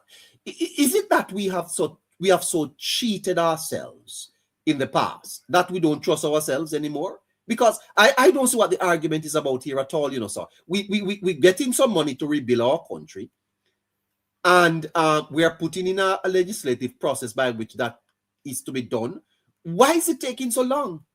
Why is it that we don't trust ourselves with our development? Neighbor, when I was 14 years old, right, I remember having a conversation with a PMP elder in my constituency, and he looked at me and he said, a country cannot run without corruption. And from that day, that never come out of my head. So they know what their intentions are, and there's nobody there's no, you base it on relationship a while ago as it relates to a girl. There's no man who is more insecure or jealous like the man who gives money. Is that so? You are? Are you? No. Well, you said the man who born, he's insecure. No man is insecure or jealous like him. He don't want what he's doing happen to him. Precisely. Well, I wouldn't know that. I wouldn't know that at all. I don't understand what you're doing. And I'm saying, where you learn that from? Huh? Where you learn that from? No, I grew up with a whole lot of, I mostly surround myself with people who are older than I No, am. but you sound like a man with experience, yes, somebody. You sure? No. You're married, sir? No, sir. See there? Not yet. Are you near 50-year-old? No. You're a young man? Yeah, man. I tell you, I'm the first prime minister I've seen is PJ Patterson. I was in high school when Andrew Holness became Minister of Education. Okay. So they say the man will give born. He's very insecure. Yeah, them kind of man, them nobody jealous and give problem at them. So the PMP know what they did in the past. Yes, them give born. Precisely. Okay, so now them afraid of born. Yeah. So any little thing will look like born. Feel like they can bring born. Yes, I think that will cause problem for them. I think you're right about it. I Yeah, think you're right about it, you know. Anyway, let me get back up over to John. Hold on there for me. I don't want to keep him out of the discussion too long. 19 minutes to 1 o'clock. Joshua. Yeah, man. Sir. Joshua, strong leadership is required at this time. And there is no doubt that within this malaise, within all of this, Joshua, the government will have to move forward to reconstruct Jamaica and to get the people back up on their feet again. How you think that the government will proceed with all the pushback they are having? Pass the bill, go through with it, and or what? Do you think they should send it to committee, have it delay the bill? What type of leadership do you think should be given to this bill at this time? I think decisiveness is needed at this time, and we don't have the time, frankly. 2030 is just 4 years away. It's not even 4 full years. We have to say 3.5 years. And if we want to get closer to meeting our 2030 vision, we have to act now. And if it goes to committee, knowing the PNP, you're going to do everything to hijack it and to grandstand. We saw the same thing with the Constitutional Reform Committee. PNP, we spent nearly 2 years going over it, and PNP agreed. And then at the end of it, when it was supposed to go for the final hurdle, the same PNP hijacked it. They have a track record of doing that. So we can't trust them to go to any joint select committee. We just shouldn't trust them, you know. And one other thing I said to someone last night, and I want to repeat it, that the PNP really don't want NARA to go through and be successful. In fact, they don't even want the rebuilding process to go through and be successful, for the simple reason that when we look at the PNP's track record, they have always strove and strive in terms of in chaos, in the midst of chaos, because when things are orderly, they don't get a chance to steal money from the coffers and blame it on the current situation, right? And I think that it's deliberate on their part to delay and to hijack the process so that things are chaotic, so that hopefully through their lenses, of course, they get to come in and they get to steal from the coffers and say, boy, it's because of this and we were giving people money and this is what we have given so far. When in truth and in fact, they have not. They stole from their own donation funding the other day. You know, 3.9 million. Come on, man. We are not fools. We are not fools. You didn't get 3.9 million. And so this is another case of them wanting things to remain chaotic or to be chaotic so that they can at least get talking points and an opportunity to get in government to put their hands on government's money. Yeah. All right. So it's imperative. It's imperative that the government act decisively, right? There are times for consensus. And there is a time that you just have to do what you have to do for the greater good of the nation. PJ Patterson once says that the paperwork will catch up later. That was the Operation Pride. That's not a good example, you know, Joshua, because Operation Pride. But the idea was solid though. That made the paperwork catch up with it. Yeah. Yes. And so the very idea I'm talking about, not the results of Operation Pride, but the idea. In this particular case, we push it through, get the work going, and then tweak what we need to tweak along the journey. I agree with you. Gary, you have anything to add? Okay. Lloyd Campbell. Good afternoon, Lloyd. I wonder if he's muted. No, he's gone. Okay, all right, Gary. Oh, Gary's gone also. Gary's gone also. Okay. No. Joshua, I let me take you over to the parishes, the 5 parishes where the devastation took place. Is it not curious that the members of parliament in those parishes are the ones complaining a lot? Shouldn't they be the one to be urging the government along? How is it that they represent people when their voice and our voices in this process is so silent? You know, I want to steal something from the young genius, which is Harry, that the PNP is missing a layup. A layup. Layup. Which is a basketball term. Okay. Right? I don't know basketball as good as my younger brother knows it, but this is an opportunity that they're missing. You know, so they're using it to score political point. And I think if there was ever time for them to demonstrate their readiness to assume the seat of power, would have been now. Right? In the time of crisis, to show that we are solid performers, right? And we can get the job done. And if I was them, I would have ran out there and say, you know what, let me support the Naira bill, and not only support the Naira bill, but whatsoever projects need to be attended to within my constituency, I'm going to point it out, I'm going to make the submission early and show the people that, hey, we are the ones to represent you and not the government. Because it helps them politically too, Joshua. Well, that's the point that I'm making. Yes. The political capital that they could get from it, they're missing out on that just because of stupidity. Because it's sheer stupidity on their part. You know, they're trying to determine which comes first. You know, the chicken or the egg. You know, and in them sitting around trying to say, okay, which of them come first? They're missing a step or two. You know. Yeah. Because now is the time. Now is really the time to demonstrate that you're ready for governance. And what better way to do it? It's not through talk, but through action. Yeah. Gary, I lost you earlier. You back? Yes, neighbor. The internet went down. Oh. Okay. Over in Clarendon? Yeah, man. All right. Yeah, man. Go ahead, sir. You can wrap up. Yeah, I piggybacking on what Joshua just said. Yes. I would say on September 3rd, right, the PM showed us his resume and we perused it and we gave him and his team the job. So the prerogative is with the PM to do what is necessary to get us to where we want to go as a country, or we need to go as a country. The opposition is in opposition because that is where they are supposed to be.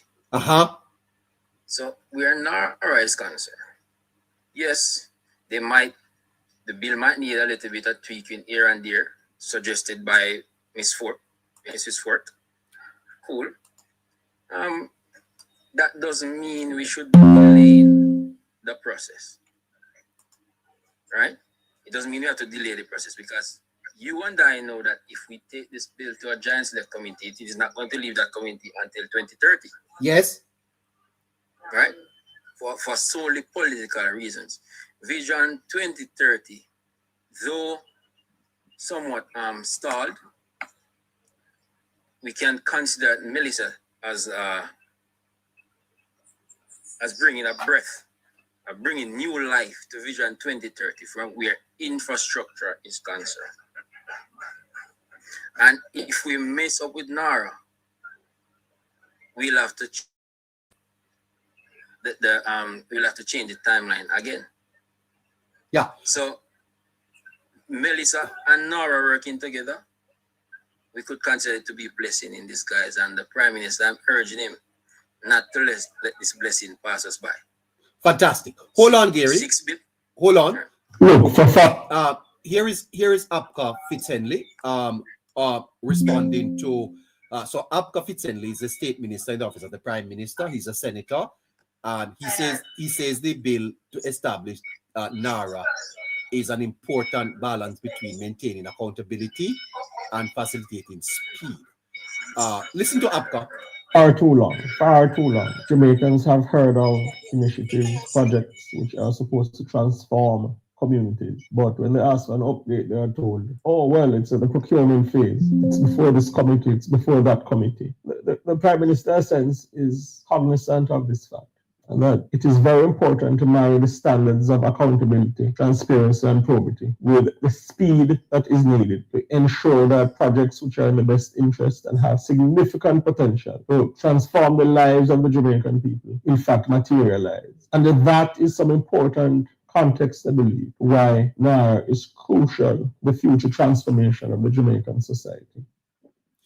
Mr. Fitzenley says careful analysis of the bill reveals that it contains provisions for accountability and probity.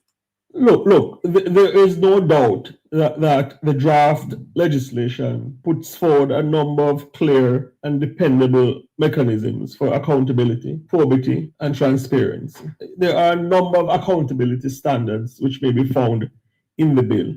A careful analysis of it will disclose tracking and monitoring systems, timelines for performance audits, and assessment. Therefore, concerns about the bill in the context of accountability and probity lack merit. It really is a solid draft legislation. Okay, Senator Abka Fitz-Henley, State Minister in the office of the Prime Minister. All right, let's see if we can hear a little bit from Mosrich Flims. Good morning to you. Open your microphone, sir. Mosrich? Not there? Not there. Okay, Gary, I only have another 8 minutes, so I'm going to give you 2 to just wrap up. And by the way, Gary, I'd love to have you back another time. Once I'm available. What do you mean available? You busy? I work very hard. Oh, well, okay, well, so do I. So, yeah, man. But I listen to you all the while, but you can't really use the 2 hands and the gadget at the same time. Okay, great. Okay, well, always send a request. You have my number, so you can always text me and let me know that you want to join. Okay. Yeah, man, definitely. Yes. Yeah, man. You can use 2 minutes and wrap up. We're gonna have to run. So neighbor, when you look at our accountability mechanism that we have in this country, right? The Auditor General, the FID, the one what them call it, the IC, and all of those things that we have in place here in this country.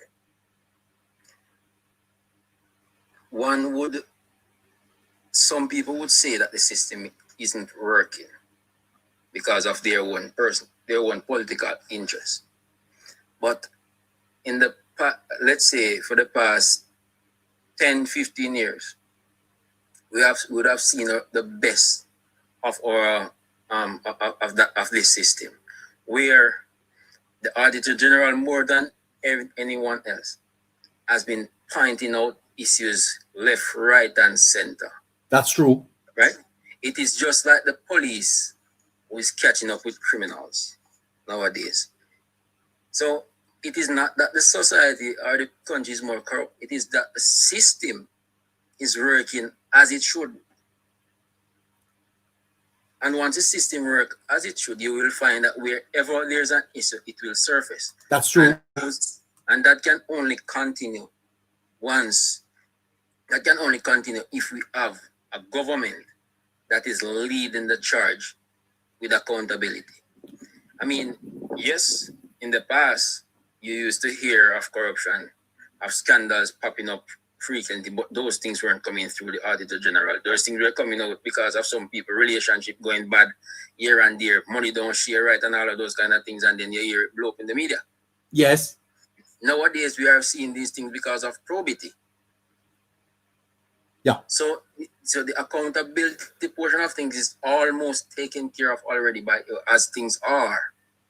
So we don't need to add any more to it. We don't need to have no more oversight body for NARA. What we need is NARA to start NARA. Get out there, start doing what needs to be done so Jamaica can move forward. Fantastic. Thank you so much for today, sir. You must come again. Yeah, man, not a problem. It's a pleasure. Great. 876 Real Talk. Good afternoon. Real Talk, 876. Good afternoon to you. Yeah,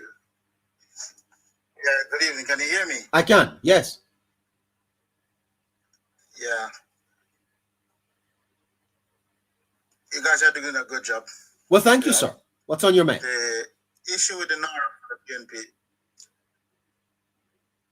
I haven't watched the full debate.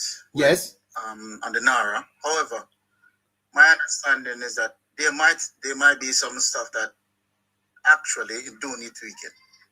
Yes, absolutely. You can't ride and whistle at the same time. Right. We can do things and then do correction on the fly. The big issue for the PNP is that if NARA work the way it should work, or the way it's intended to work, it will then replace the current procurement system. You think so? It doesn't matter about the sunset date.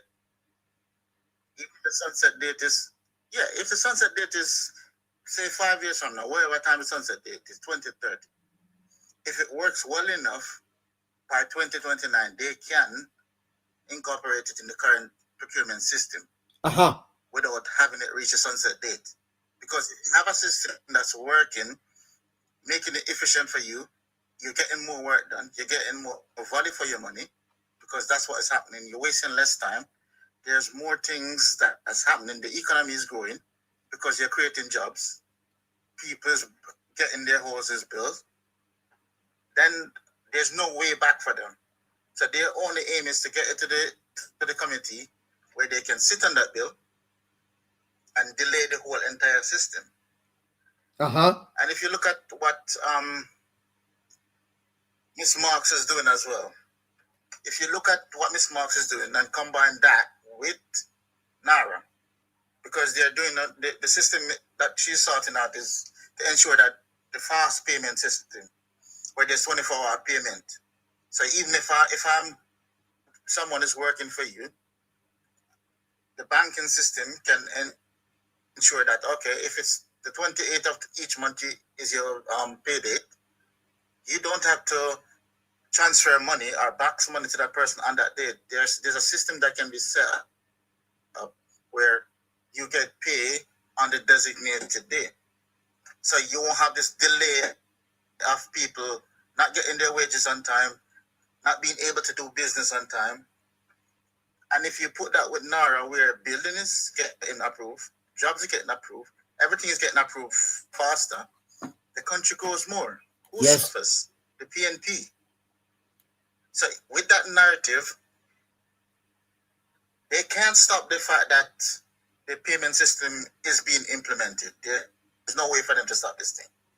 The only way for them to stop or delay the progress of the government is by stopping NARA. They're thinking that Ms. Malahufo is with them is something that they probably believe, but that's not the case. You have to butt heads to keep each other sharp at all times. And growing up, there's this philosophy.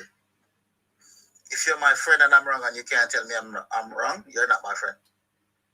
So if something is wrong in the bill and anyone from the JLP cannot say to Mr. Holness, listen, I don't think this is wrong, then he doesn't business to be representing the people of Jamaica. You should be able to say, listen, this is not how it should. Yeah, you should be able, because you're not representing the Prime Minister, you're representing your constituency at all times. So regardless if it doesn't happen now, she has to say it. And it doesn't mean that there's a division. It makes the party stronger. Because what's going to happen if he go back and he strengthen it? Who benefits? Jamaicans benefit, the Jamaica Labour Party benefit because they fix what needed to be fixed before NARA actually rolled out. So in that sense, a lot of people might say that, oh, she shouldn't have done it. In hindsight is 2020. Everyone can say, oh, you know what, 10 years down the line, if she come back and the change is made and it didn't work, you can say, oh no, you shouldn't have made it. But that's hindsight. In the moment, you have to look into every single thing based on the procurement system that's already there. It's there for a reason. And the reason that it's there is because of the bad management by previous government. And because of that, it's a restriction on the government with what it needs to do. The government is trying to... We Jamaicans, we don't like anything new. Just put it that way. It's a problem for us to take up anything new. And I'll give you the biggest example. Jamdex. If Jamaicans took up Jamdex when it launched, you would have this issue of people not receiving the check. They receive a paper check, but they're not receiving the money. Government benefits. All of these things could be paid digitally. So all of this issue that they're having during the hurricane where finances, the government can't transfer money to you, can't give you money because one, the banking system is down. But if you are Jamdex, because it's digitally, you can send the money directly to a person's wallet as long as they have internet. And there was internet before the banking system come back up. And even when the banking system come back up, you still couldn't have access to the cash that you need because what? There's power down somewhere else. But if you have a system where I can pay you directly to your digital wallet for the goods that our service are providing me, then we wouldn't have a lot of this issue of people not having money and not able to purchase certain things. Yeah. And this is, so when you combine what the government is trying to do to fast pace, to ensure that there's mobile payments, all of these things combined, and combine that with NARA, it's a recipe that is a disaster for the PNP. Wow. Hold on a minute, sir. Well. I mean, yeah.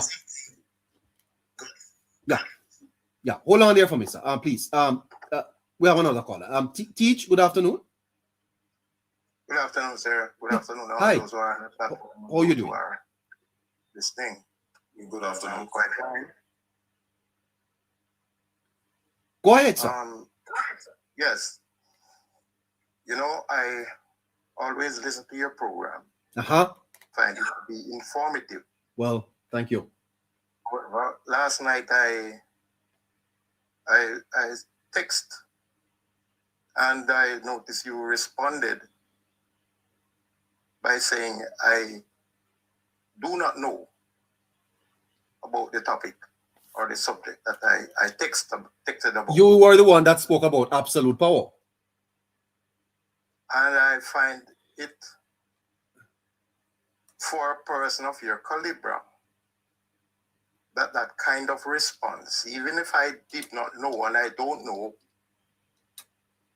the subject, I believe that you would have started a conversation on a premise that would have been rude to me. Was I rude to you, sir? Not being polite. Well, remember now, you know, sir, you came on my program and you were making comments on my show about the subject that I am monologuing on, and you raised the whole matter of absolute power, as if the prime minister has absolute power. And I think that I was in my right to point out to the listeners, not to you, to the listeners, that the whole concept of absolute power does not apply, because absolute power means that there are no limits. May I respond? Hold on. Absolute power, sir, is the ability to make decisions and then enforce him. So absolute power means that hold on, sir. Hold on. What is absolute power? Hold on, sir. About your response. No. I'm That's saying, what I'm speaking of.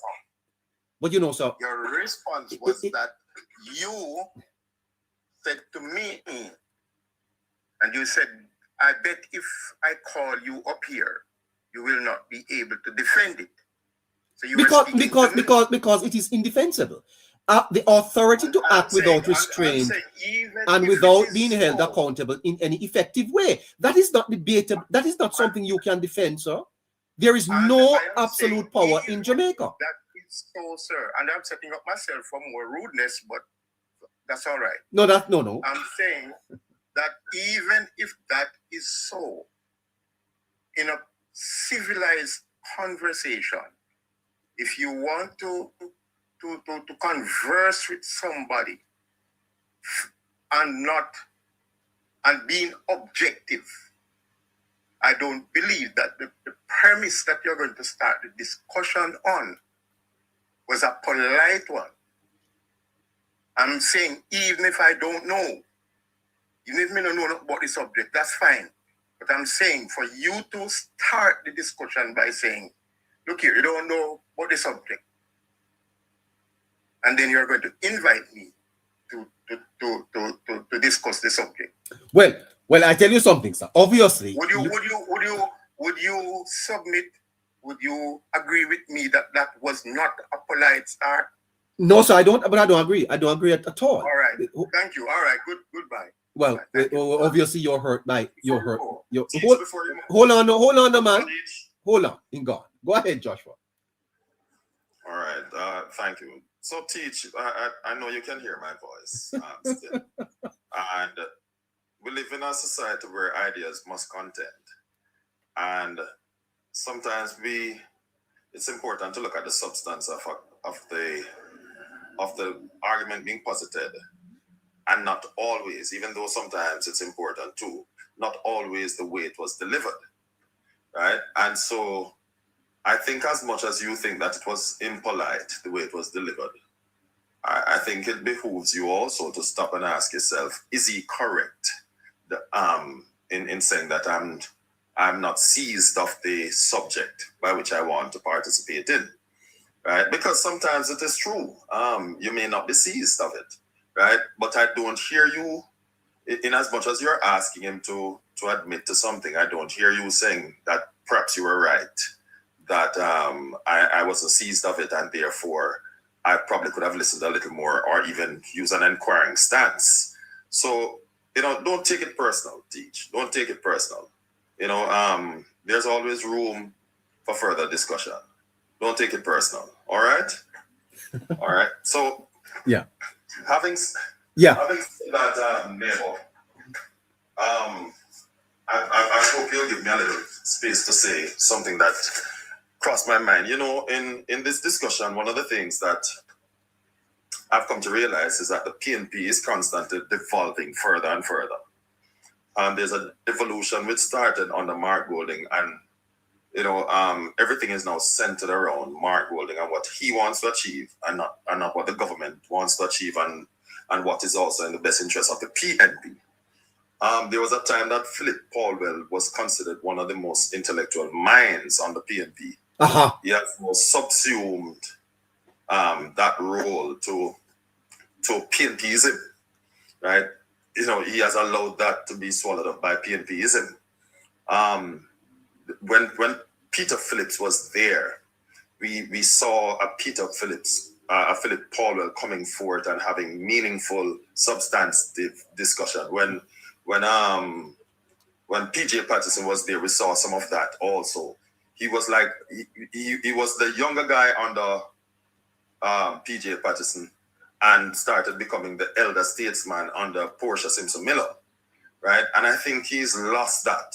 We saw Anthony Hilton at one point in time, very stately in his presentation, right? But under Mark Golding, they have become lost, and they're focused on, cheap political points and cheap political tricks. And I'm now calling out to them to say, hey, return to the role that you really should be carrying, which is that of an elder statesman, and become leaders in the party, guiding the younger ones, how to have meaningful debate, right? That is not insultive and insulting, right, to your political opponent, and your political counterpart, and that is what I really want to appeal to Philip Paulwell and Anthony Hilton, because you are the older guys. You had a taste of what politics was like in Jamaica before, and we need to get back to that in a position that really makes sense, as opposed to resorting to cheap political tricks. Yeah. Thank you for that, Joshua. Real talk. I'm giving you 2 minutes to wrap, and then I'm giving Joshua 3. Let's see if we can close at about 1:20. I must move. Thank you. By the way, teach. I don't. I'll answer for this question. I don't want to offend anyone, but we do have conversations that matter here, and I don't want my listeners to be misled about wholeness having any absolute power in Jamaica. I think that is far-fetched. It is outside of, if you don't understand a subject, don't comment publicly on it. That's all I'm saying. Because when you're going to subject us to absolute power in relation to the Naira bill, then I think that is unfair.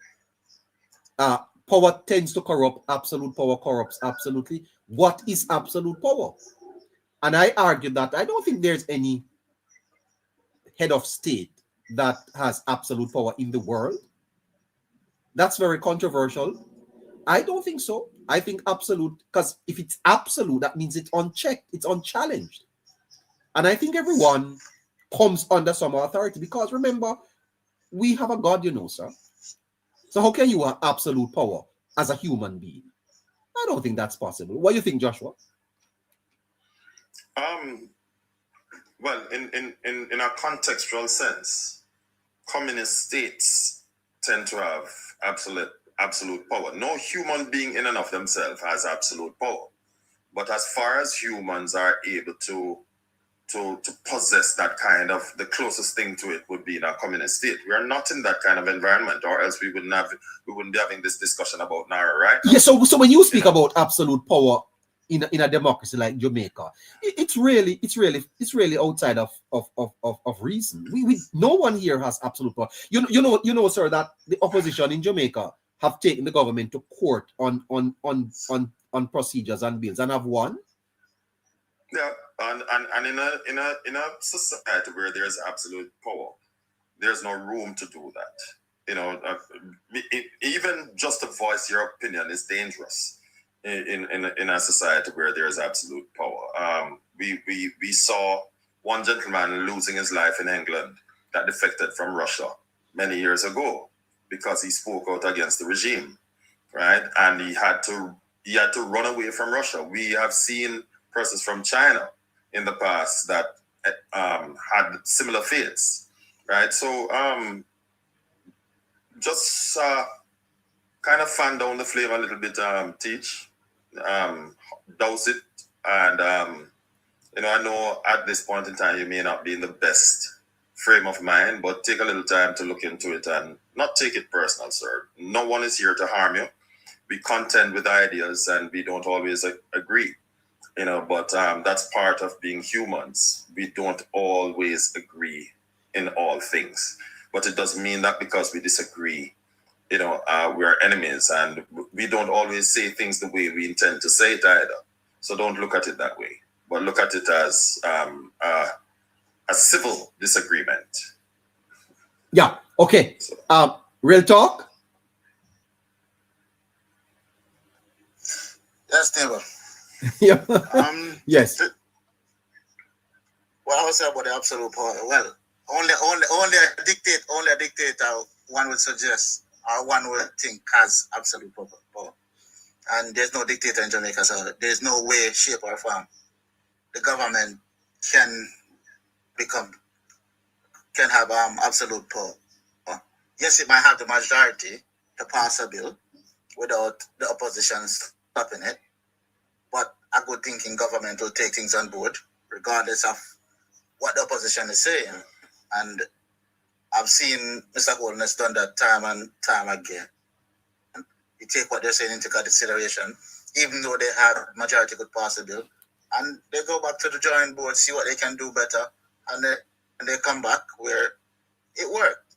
Now, the problem is that the opposition probably feel as if that, yes, they win something, but it's less than a year ago the people of Jamaica decided that you are not good enough to govern and you have no substance.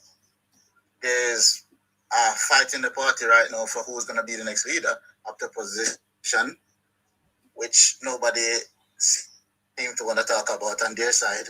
They seem like want to pretend like everything is happy. Also, the persons, the MPs from the opposition that has their constituency that has been major hit by the hurricane damage. If they care about the people that they're serving, they'll find a way to ensure that the bill is passed. They have to put the people first. You can't put party first. There's no way you put party first when you're serving the people, because without the people, you're nothing. Yeah. And the people's the one that pays you.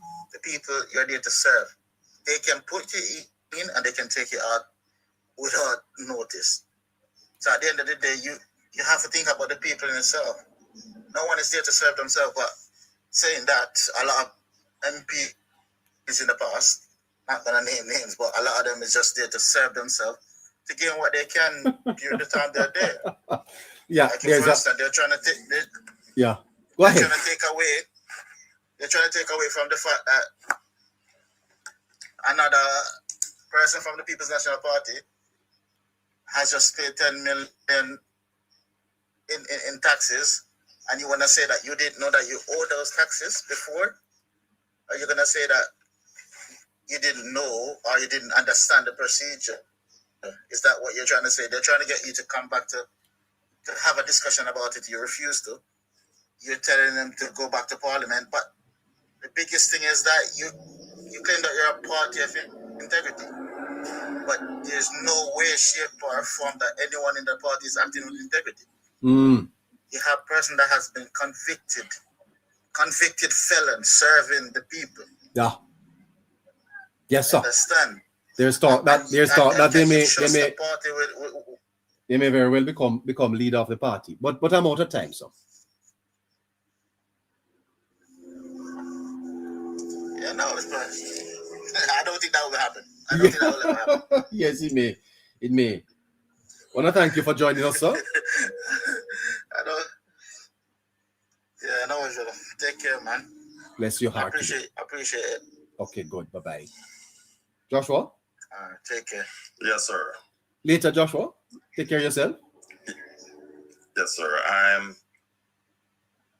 okay. So, if I had to share my opinion with the PM and with the team, yes, I would say gather a few of the legal minds within the party, including Lady Mallow Fort, and ask her to, since she expressed her concern regarding tweaks that could be made, to show the areas where she believed that improvements could be made, along with other legal minds that are senior in this thing and who are probably still practicing, right?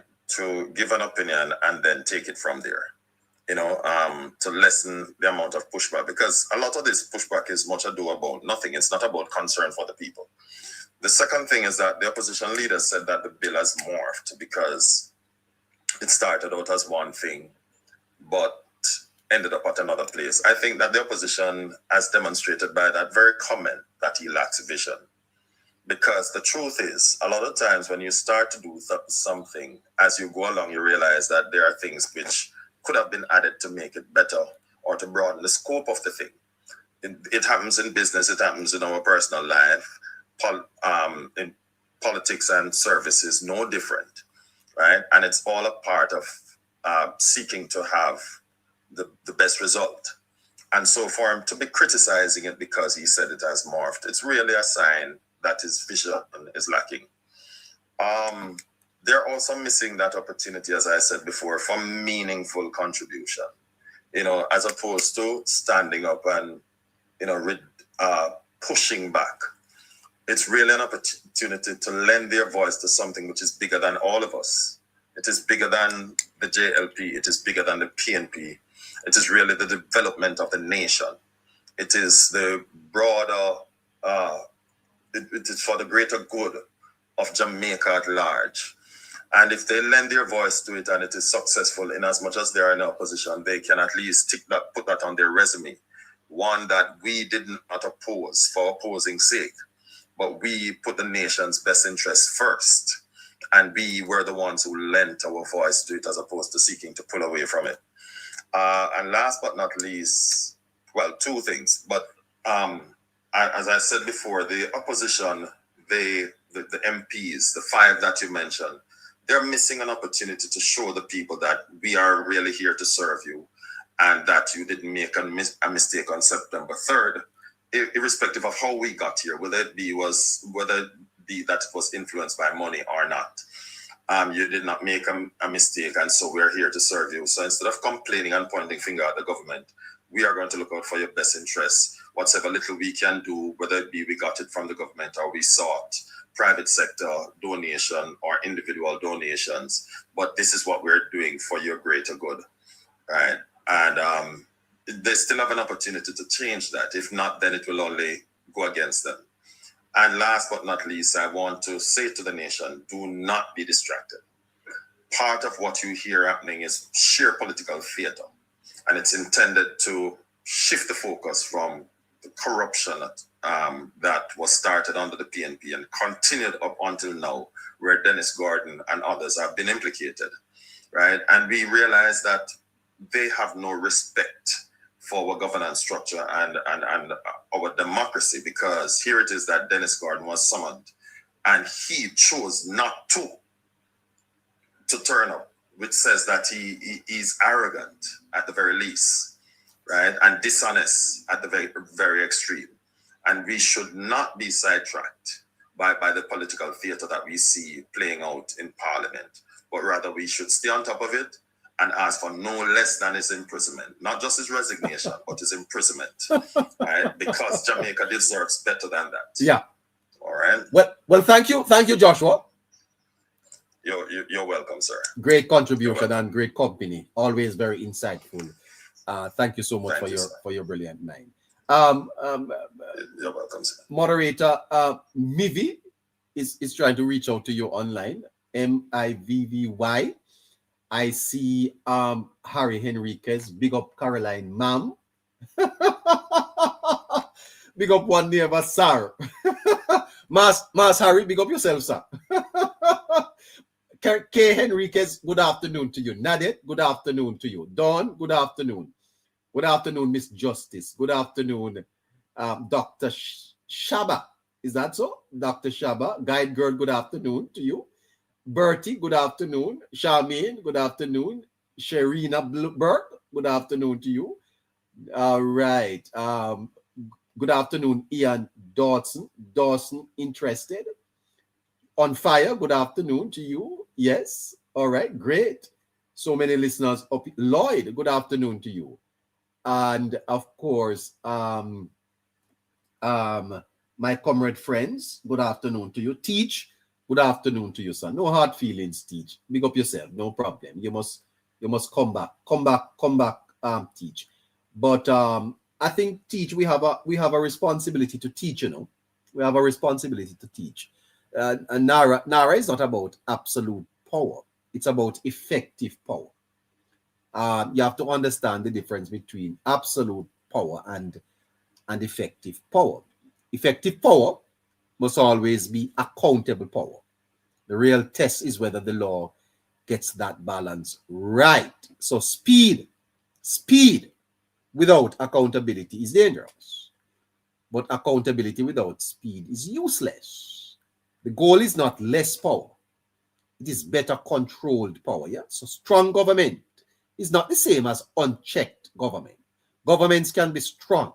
You know, it is said of Mr. Siaga that he would turn up at the ministries. Siaga would just turn up at the ministries, you know, and the ministers know that they should be on top of their game. Strong government is not the same as unchecked government.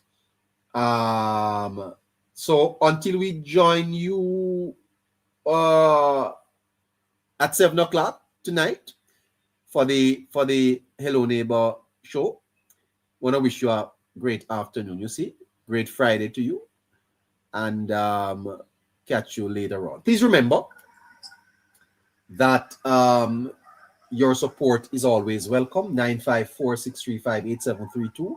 That's 954-635-8732 for your continued support. It's a Friday, and we'll catch you again this afternoon. All right. Neighbor, before you go, just want to remind the listeners that tonight may be our last evening show on TikTok, as we will be going live from Monday on TikTok. So for those of you who haven't already, please go over to the Hello Neighbor show on YouTube and subscribe. Okay? Fantastic. See you all later. Yes. All right. Have a great rest of your day, neighbor. Well, I'll go see if we can get one cocoa bread and one drink. Okay. Thank you so much. Thank you so much, listeners. Okay, my friends on YouTube, have a great afternoon. You hear? Bye-bye. Take care of yourself. Catch up with you later. All right.